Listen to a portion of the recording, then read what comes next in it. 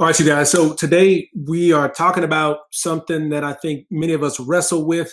Do we chase after the success or do we chase after fulfillment? And so, we often believe that we can only be fulfilled whenever we succeed at our goals. And uh, we have our fulfillment be completely dependent upon our success and achievement. Unfortunately, this way of thinking becomes a setup for a life that rarely experiences true fulfillment because we're always in the chase of success, which we think is going to make us fulfilled. And so the the reality is this: we are in search for fulfillment. That's it. We're in search for fulfillment, but we oftentimes are searching for that fulfillment only in things that provide temporary satisfaction. And so, in this episode, we're going to be talking about this search for success and fulfillment, and how sometimes we get a little backwards, and to really hone in on the idea that fulfillment is the precursor to success, not the product of it. Today on Elite Performance with Dr. Brad. Let's get it.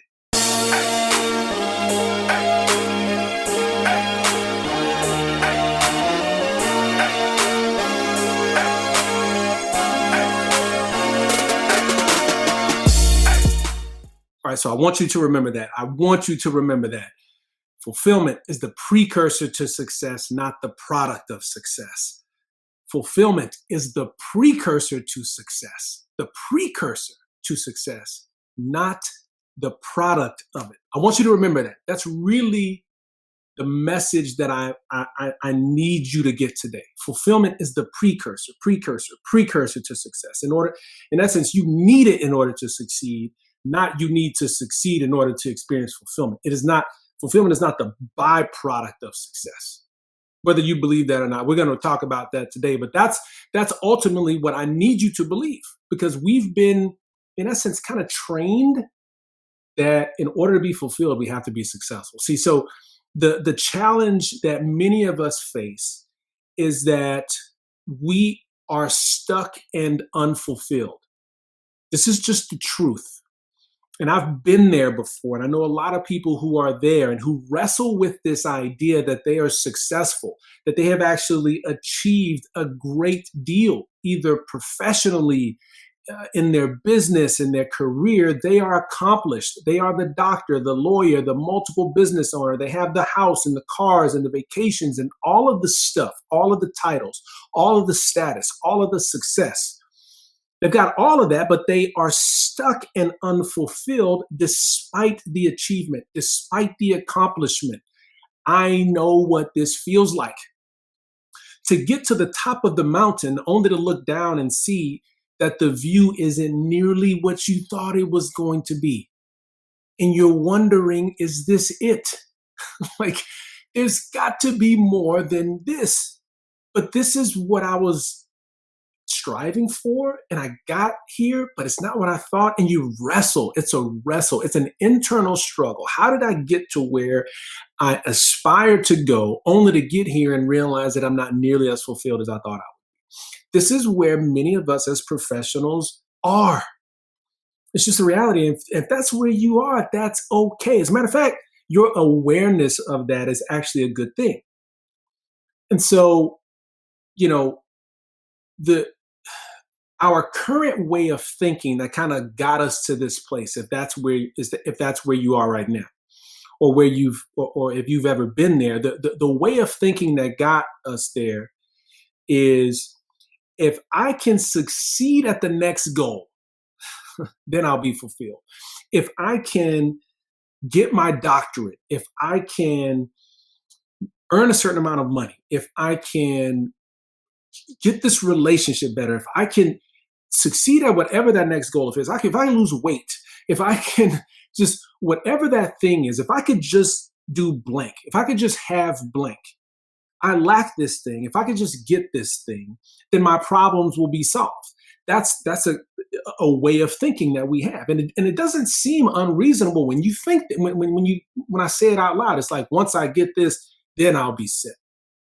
That's how many of us think. It's not uncommon that that's how we think, but that's part of how we got to where we are in this space where we're stuck, successful, but stuck and unfulfilled. And so when we believe this idea that my fulfillment is dependent on something external from me, particularly my fulfillment is dependent on succeeding at something. Well, if we believe that, well, remember, our behaviors will follow our beliefs. So then, in essence, we behave in such a way that we then go after the success in order to be fulfilled.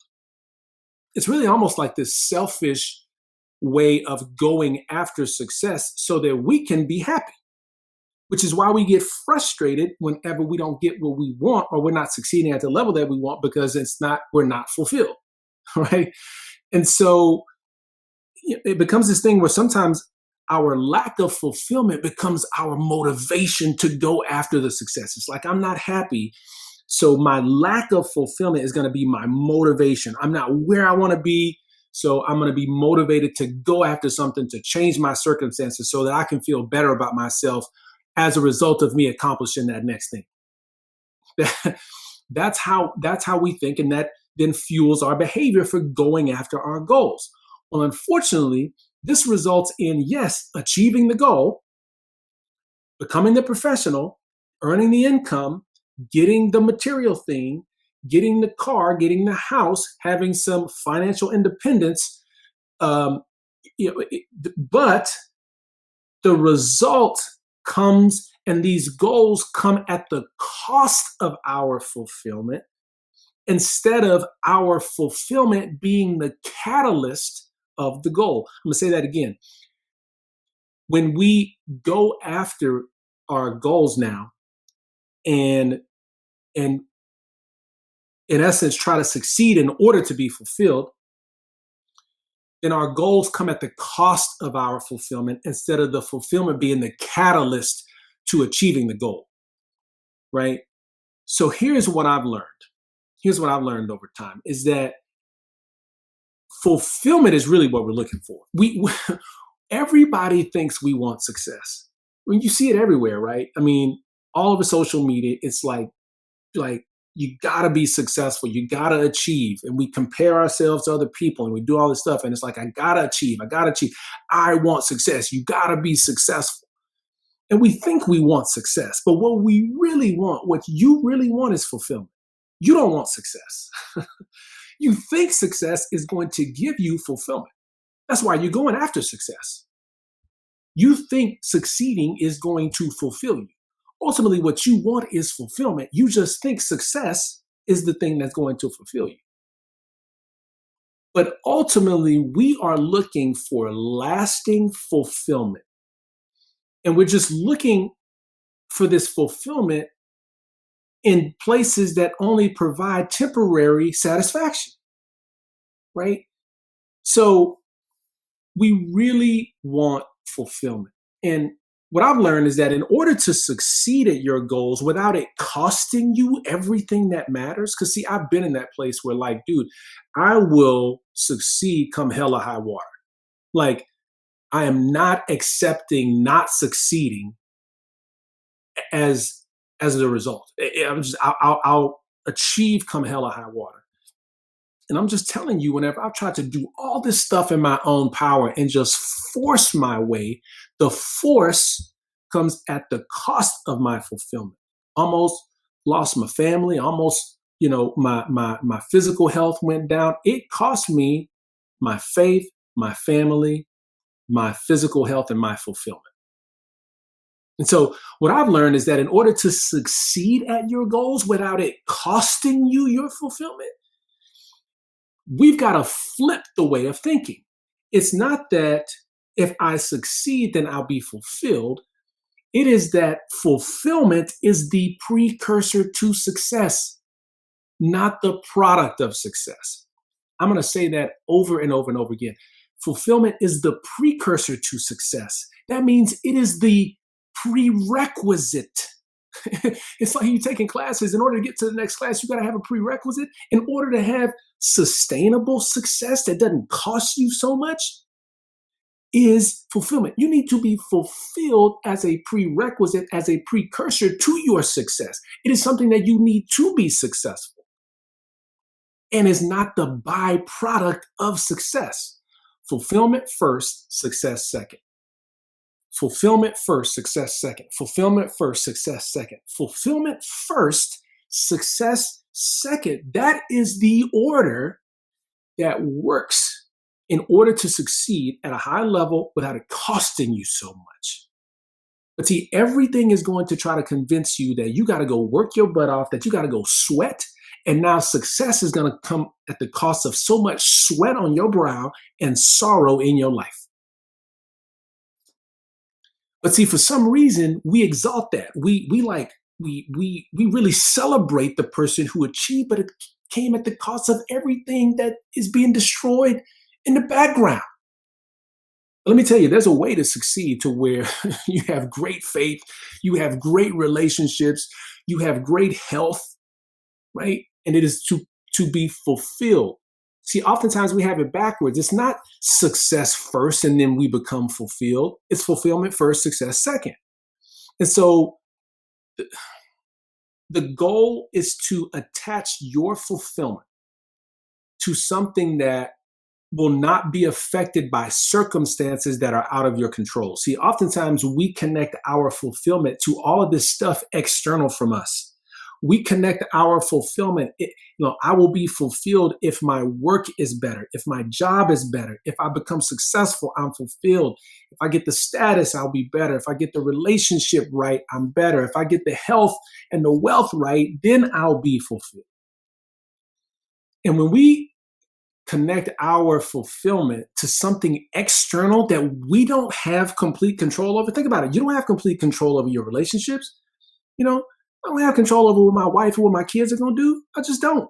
Nor do you. Right? I don't have complete control of my health. I try my best to do what I can, eat good and be healthy, but there might be some genetic thing, some hereditary thing I can't overcome. Try to do everything I can not to get COVID, but you know what? I got it anyway, right? Months ago. So there are things that you cannot control. And when we attach our fulfillment to these things that we cannot control, our fulfillment therefore goes as that thing that we put external to us goes.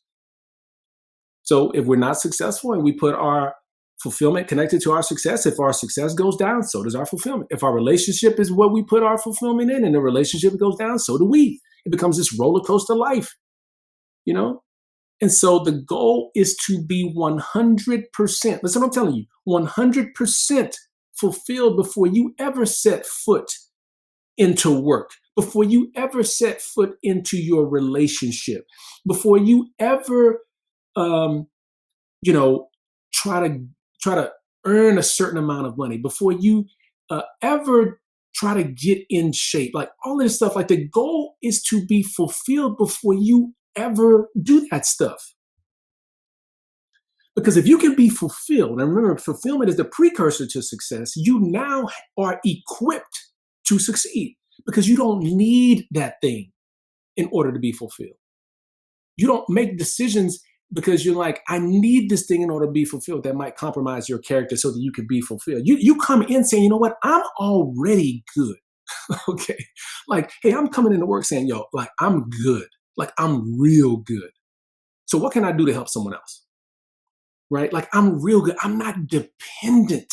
When we talk about dependency on something, I think about an addiction. When you become dependent on something, we become so dependent on so many different things because our fulfillment is attached to something else. But when you can have your fulfillment be completely attached to something that won't move, to something that will be sustainable, we'll talk about that here in a second, you become unstoppable. You become invincible.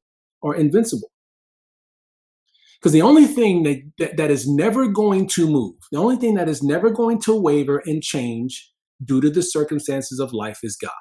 He will always be there. And we control that relationship. Check this out.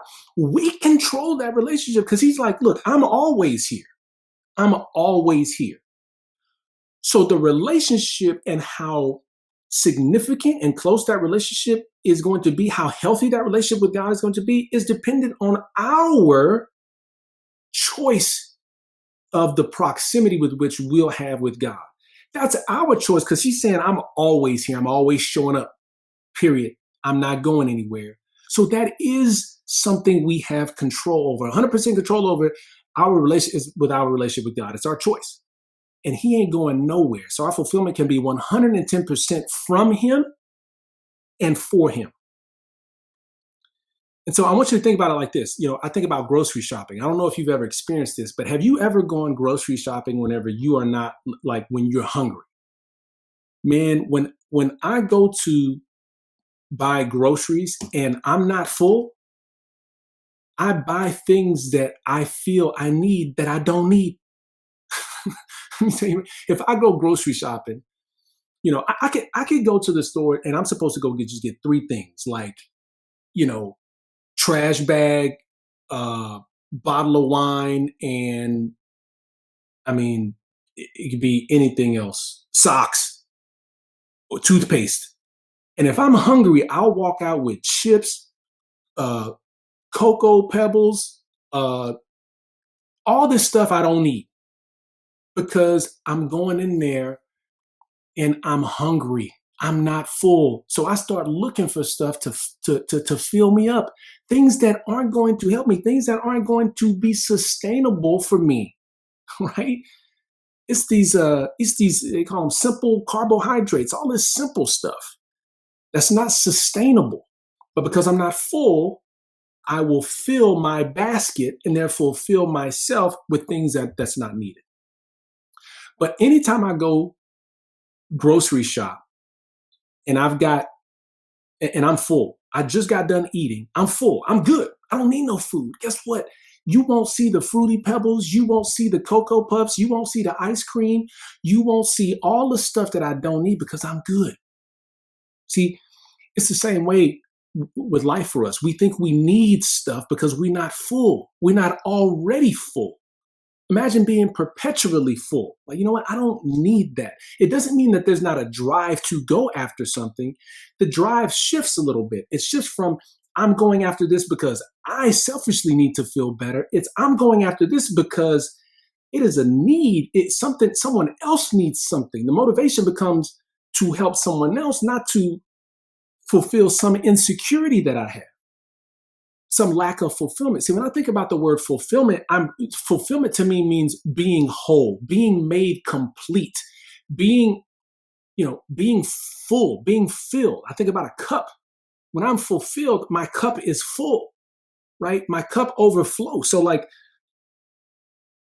when we try to fill that cup with something that doesn't sustain, it's like evaporating water. It's like steam. We try to fill our cup with steam. Have you ever tried to, like, if there's boiling water, there's steam from it, And so like, we just have this steam. It's like, it seems to be tangible, but when it just boils off, it doesn't stick. We're going after things that don't sustain, right? Those things aren't bad. They just don't sustain as our primary means of fulfillment. But see, when we can connect to something that won't change, but you can control your relationship with God, meaning you can come to him. It's under your control, whether you decide whether you're going to build that relationship and invest in that relationship or not. He's always going to be there. So you can control it, and it will help your circumstances, right? But we've got to get our cup full from a place that we know we can. It will never ever change.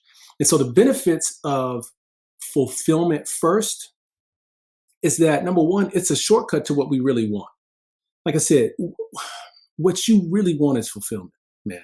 Listen, what you really want is fulfillment. I don't care what you think. Like, the reason you going out and work out, the reason you go work out oftentimes because you want to be fulfilled. The reason why you make so many decisions you make is because you want to be fulfilled. But it's a shortcut to it. So when we can get fulfillment from our relationship with God, it's a shortcut to what we really want. And we don't have to depend on something else for it. So you can go after fulfillment first and get fulfilled. and you're not in need of something else. You don't lack of anything. Your cup is full. You can go out into the world with a full cup and not in need. Another benefit is that emotional intelligence. This is a word that's being tossed around a lot. It's like emotional intelligence. In essence, what I mean is emotional stability. Because you see, our emotions are tied so much to what we're going after because we lack fulfillment. And when we don't succeed, it makes us feel bad. Now we feel in some kind of way about ourselves because we didn't succeed, because we're not fulfilled. That thing didn't fill our cup. And so now we become this emotional roller coaster, because if we succeed and we're fulfilled, great. But as soon as we're not succeeding, it goes downhill. And so does our fulfillment. When our relationship is going great, oh, everything is great. But if it's going bad, we're going bad, right? Just pause here for a second. Listen, what I've learned is that with this fulfillment first thing, when my cup is full like that, when I'm coming into my relationships, let's just say any relationship with my wife, relationship with my kids, relationship with friends, relationship with my coworkers, I'm good. As soon as I walk in a relationship, I'm good. So my happiness is not dependent on whether my wife is doing for me, or whether my kids are acting right, or whether the people I work with are doing what I ask. Like, it's not that I'll just, oh, they're doing whatever, I just accept it. What I'm saying is that my happiness is not dependent on it. That still doesn't mean that there's not accountability and that there's not a way to show up in that relationship. But what I'm saying is that my emotions don't go down if they're not doing something I necessarily want them to do. Doesn't mean that I can't have the conversation still. Doesn't mean that if I can't still be successful because my success isn't tied to my fulfillment. You can still go after this stuff. But the point I'm making is that when I'm fulfilled, I show up not dependent on how circumstance is going to be. My circumstances don't drive don't drive my emotions, because I'm already good. I mean, do you understand what I'm saying? I'm already good. That's the point, is to come to any situation knowing I'm already good. Now, if my wife is in a situation where she needs from me, my cup is full. I can pour into hers, and that helps our relationship. You see what I'm saying? My cup is full. So when I come to work, I'm not needing something from you. I'm gonna be like, what can I do to help you? And this is a precursor to success, because in order to succeed, you have to serve. In order to succeed in your relationships, you have to serve. In order to succeed as a father, you have to serve. In order to succeed as a leader, you have to serve. That means your cup needs to be full all the time, ready to pour into the cups of others. That's how you succeed, right? I've got the energy now to work out. You know what I'm saying? To be healthy. It's not like, oh my gosh, I gotta do this so I can be fulfilled. I gotta work out so I can be fulfilled. No, I'm fulfilled. I've got what I need. I can come in here and have a good workout, because I'm not dependent on the weight loss to be fulfilled. I'm already good. So you just don't have this emotional lability. Like you have this emotional stability because you're good walking into any situation. Another benefit is peace of mind. You make better decisions. You make better decisions when your mind is at peace. I'm a better decision maker knowing that my cup is full. It doesn't mean that you don't have some level of disappointment. Let me make this clear. There are times when I get disappointed. Yes, something may not have happened that I wanted to have happened. I get disappointed, but I don't get so down. There was a time when I got so down. It's just like emotional roller coaster on the inside, right? You don't succeed, just like, oh gosh, right? Think about it. Now when it's time I might be feeling some kind of way about work. I'm bringing it home because it's on my mind. Now I'm not making good decisions, as a father when I'm home, because my mind is so focused on something else. So yes, I'd be disappointed. I can be disappointed now, but it doesn't destroy my ability to go to the next thing and still have peace of mind and make a great decision. It doesn't disturb my attention in what I'm doing on the next thing. Like, it used to disturb my attention as a father if I didn't succeed at work. It disturbed my attention as a husband. I couldn't be present. But now, see, I got peace of mind because I'm good no matter what had happened. And I can make better decisions because I'm present. My attention is where my 2 feet are. And the last but not least, there's no pressure. There's no pressure. Real quick about this decision making thing. See, when your fulfillment is dependent on your success in something, you will now make decisions that can compromise your character because you're in such a need to be fulfilled by the success that you will do whatever you got to do to get the next hit of a win. You're dependent on the win to feel better. So you'll make decisions that compromise your character in order to succeed so that you can be fulfilled because there's this underlying insecurity or feeling like, I gotta feel better. Right? You will compromise your character if you're in such that need of that thing in order to fulfill you. And then, like I said, other benefit is no pressure. There's no pressure in life whenever, I'm already fulfilled. When I'm already good, there's no pressure. I'm really thinking about how can I help you? How can I help you? My cup is full. I'm good. I'm ready to help you. And so how do you build this relationship with God that you have control over in order for you to have your cup completely filled by Him? Cup's completely filled by Him, and you can come into any situation already good. One, you got to preserve the time and space. You have to preserve, just like any good relationship, you have to put time into it, but you've got to preserve and reserve that time and space. We reserve time every day for work. We reserve time every day to eat. We reserve time every day to do all this stuff, but we don't reserve time oftentimes for God. And building a relationship. Relationship requires time. So you got to put that scheduled time in and space, meaning creating space in your schedule, creating a space at home for this place to build a relationship. Create time and space. You got to open your heart. That's the next thing. You got to open your heart to build this relationship. In any relationship that's going to matter, particularly an intimate relationship. When I say intimacy, I mean just like a relationship in which both people are showing up with an open heart. Both people are. It's intimate. You are intertwined. Like to develop an intimate relationship, you got to open up your heart. You got to open your heart up. This can be scary, particularly for us as men. We don't want to open our heart, show emotion. Let me tell you something, man. God is looking for emotion. I think He'd rather us emotionally show anger at Him and anger than us just holding it in and trying to just do this whole thing on our own. So He wants you to open up your heart. You got to open up your heart if you're going to build this relationship. Just open the heart up to Him. And we got to do it daily. It's got to be a level of consistency. Look, my goal in this episode is to help you be fulfilled first. It's to be fulfilled first. So that, like I said, it is the precursor to success. What I've experienced in my own life and in the life of the men that I've helped convey this message to and really believe what I'm saying is that you can have fulfillment first, and it is the precursor to success. And there's research and there's studies that show this. I just did a talk for a corporate company, and that was the whole premise of the talk. Fulfillment first leads to greater success. Leads to higher company output, leads to higher productivity in individuals, leads to higher income in individuals when they are already fulfilled before they ever walk into work. So it's proven. It's just oftentimes not practiced.